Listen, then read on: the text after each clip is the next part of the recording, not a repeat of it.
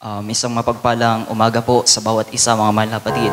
Nais ko lang pong magbigay na, hindi ko alam kung sasabihin kong maikling testimony kasi baka mapahaba. At actually, yung testimony ko, mga mahal na kapatid, ay sinulat ko kagabi. So para ako kasi kapag nagte-testimony, although nandoon na yung gusto kong sabihin, pero hindi ko alam kung paano sisimulan. Kaya kagabi, ay sinulat ko yung introduction ko. 2 page lang naman, mga kapatid. Pero mabilis lang naman. At hindi ko na din pinagpatuloy kasi sabi ko, pagkatapos nito mga malapatid, hindi ko na pinagpatuloy yung sinulat ko kasi sabi ko bahala na sa unahan. So, maikling testimony at the same time baka mahaba. So, isang mapagpalang umaga sa inyo mga mahal na kapatid.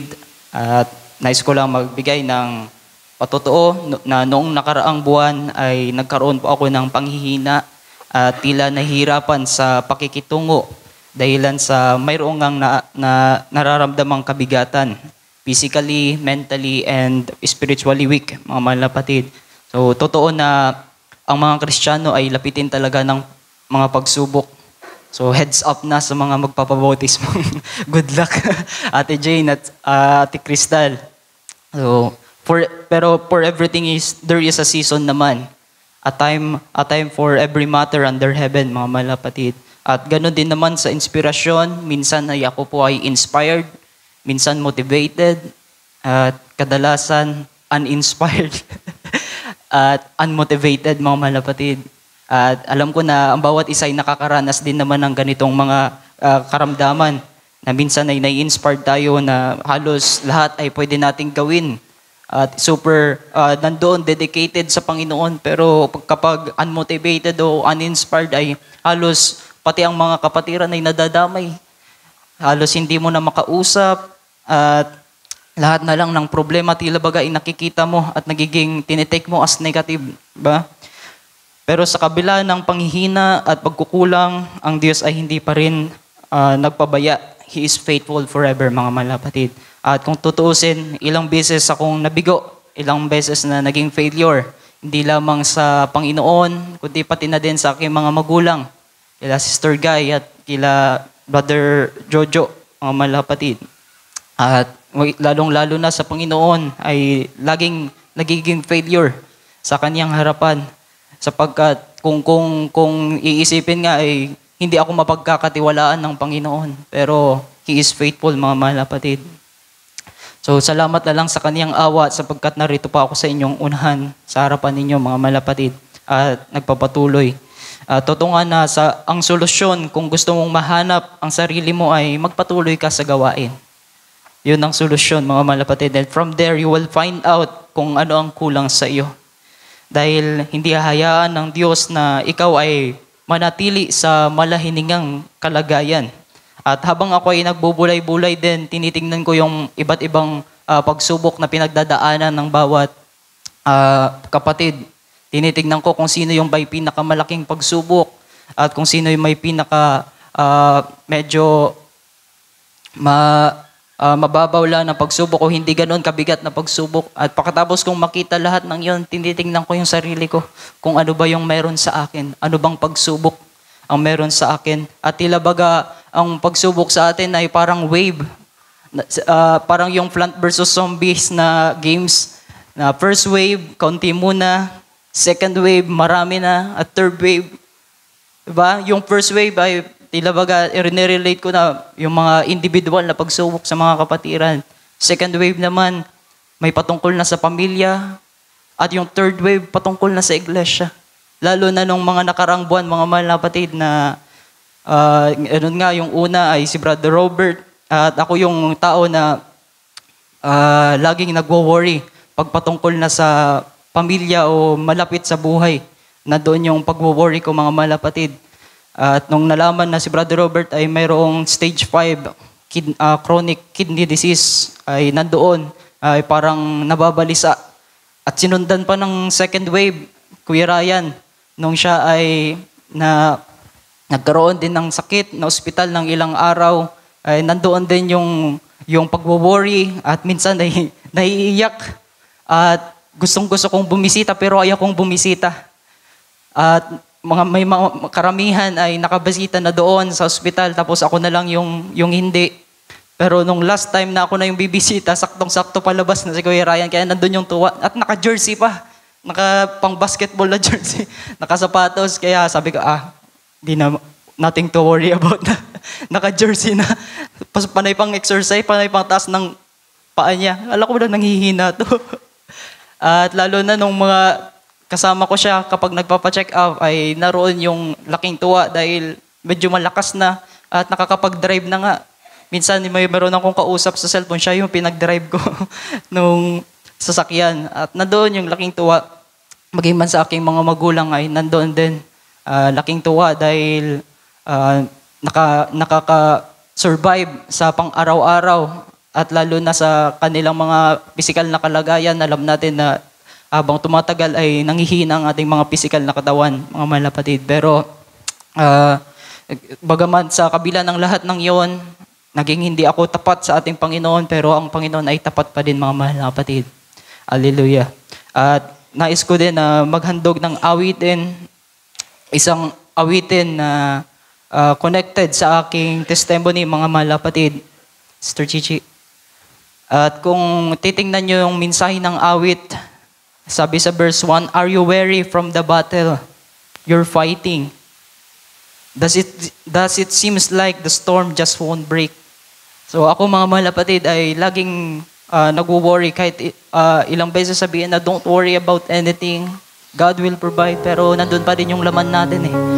Nasa mahinang kalagayan pa din at laging nag-worry, mga mahal na kapatid. Kaya nga, nung Friday, si Sister Thea ay nagkaroon ng sakit sa right side ng kaniyang tenga at hindi makatulog dahil sa sakit na iniinda. At ako naman ay kung kailan umalis na ako, nakauwi na, ay nandoon, ay sinumpong ng sakit. Kaya nag-worry din, mga mahal na kapatid. Panay ang iyak, hindi makatulog. At ang ginawa ko, ay nag-isip ako kung paano ang paraan na mapacheck upan siya. Pero walang iba dahil sila Sister Ninita at Brother Manny ay mga matanda na din naman at hindi na kayang gumalaw-galaw doon. Kaya ang ginawa ko nung Friday ay bumiyahe ikaw ng gabi para pumunta doon at kinabukasan magpapacheck up kami sa Sorsogon. At yun nga ay na-find out na mayroong infection sa kanyang right ear, mga mahal na kapatid, at hindi makita yung eardrums dahil natatakpan. At mabuti naman ay medyo okay na dahil binigyan ng pangpatak at rinesitahan ng gamot. Medyo okay na, sabi ko, nag-check up ka lang naman, hindi ka naman ginamot, okay. Ako lang talaga yung namimiss. Pero kidding aside, mga mahal na kapatid, maraming salamat sa Panginoon. Hallelujah. At itong mensahe ng awitin na ito ay hindi lamang para sa akin, kundi para sa ating lahat. Sa mga may kabigatan, Brother Robert, Brother Ryan, at sa ilang pang mga kapatid natin na mayroong wino-worry, para sa atin itong lahat, mga mahal na kapatid. There was never a time na siya ay hindi naging faithful.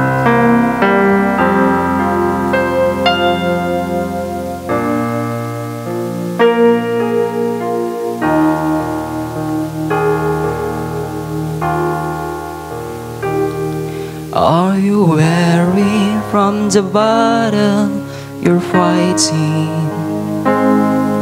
Does it seems like the storm just won't break? Is there a mountain in front of you that doubts say will never move? You wonder, will God make a way? Are you weary from the battle you're fighting? Does it seems like the storm just won't break? Is there a mountain in front of you that's outside will never move? You wonder, will God make a way? Tell me a time He's not been faithful. Tell me a morning His mercy rent new, and tell me a moment He wasn't able to carry you through. Tell me a day He was less than almighty, when He could not roll back that side. Child, when you look back, you're gonna find there was never a time. So be strong in the Lord and remember to take hold of faith and stand firm. You can be confident the Lord keeps His promises. You doubt Him, just read through His word. But tell me a time He's not been faithful. Tell me a morning His mercy rent new, and tell me a moment He wasn't able to carry you through. And tell me a day He was less than almighty, when He could not roll back that side. Child, when you look back, you're gonna find there was never a time. He can work miracles, do the impossible. If you don't believe it, just go on and try.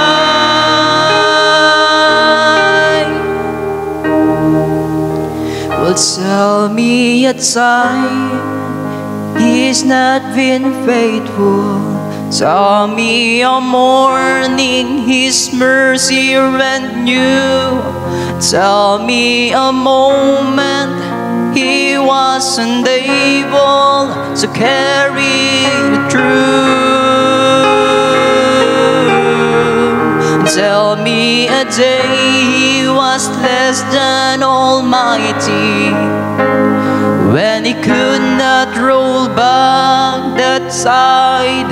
Child, when you look back, you're gonna find there was never a time. And tell me a time He is not faithful. A morning His mercy rent new. Tell me a moment He wasn't able to carry you through. Tell me a day He was less than almighty, when He could not roll back that tide. Child, when you look back, you're gonna find there was never a time. Oh, child, when you look back, you're gonna find there was never a time. Sa Diyos lamang mauwi lahat. Papuri, pagsamba. Amen.